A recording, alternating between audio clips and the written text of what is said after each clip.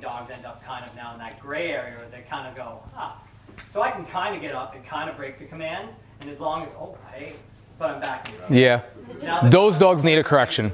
Like, do you go in and yeah, absolutely. Because what ends up happening is and that reminds me too, when I'm first teaching a remote collar, I actually don't mix recall and place in the same session. Remind me, but I want to go into this. I want to come back to that though. So I'm robbing a bank. I have the money bags in my hand. You're a police officer. For whatever reason, you know my name. I don't know why, but you catch me in the act. I haven't stepped out of the bank yet, right? I was about to. You draw your gun, Blake, put the money bags down, and you catch me. I go, you got me, and I put the money bags down, and you're like, well, you didn't technically rob the bank yet, so, you know, as long as you're on your way. And I'm like, okay, good, right? Because I made the right choice. I listened to you when you told me what to do. Now I'm on my way. But then you stop me, and you go, wait, Blake, robbing a bank is wrong. And I go, I know. And you go, well, then why are you doing it? And you go, honestly, I have to feed my kids. I lost my job, this and that. And you go, oh my God, you poor thing. Well, here's $100. Don't do it again. Now, I don't know about you, but the way my New York City hustlers, crook, con kind of mind works is, wait a minute. You mean to tell me that if I got away with it, I'm a multimillionaire, but if I get caught, I'm $100 richer? I'll see you tomorrow. Because I'm going to come back and I'm going to try to do it again.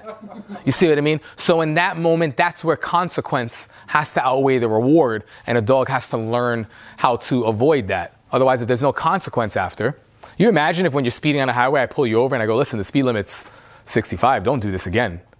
There's a warning in every day. Like, who cares if you get pulled over? You're going to get pulled over. You get pulled over. Okay, thanks, officer. Yeah, I'll try my best. The reward of getting to the destination is going to outweigh the consequence. Now, in some situations, you got to make sure that the consequence outweighs the reward. There's a reason why when I was down and out on money at one point in my life, 2 options came to my mind instead of 3, right? Option 1, I can work more hours at the job that I currently work at. Option 2, if the pay sucks at my job, I can quit my job and find a better paying job. But how come option 3, to rob a bank, never entered my mind? Because I know what the consequence is, man.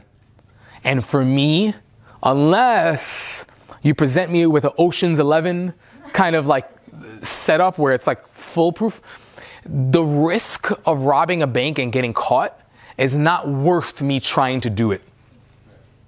And sometimes you need that. Now, another thing on the flip side of things is sometimes kids or dogs are not finding out what happens when you don't listen. Now, if you're smart about this, you can get a dog to listen to you more. But the thing is, you got to be smart about how you do this, right? So I mentioned Tyler. It's a really, really fascinating story. Tyler's kid, Maxwell, shares the same name as my dog, Maxwell, which I love.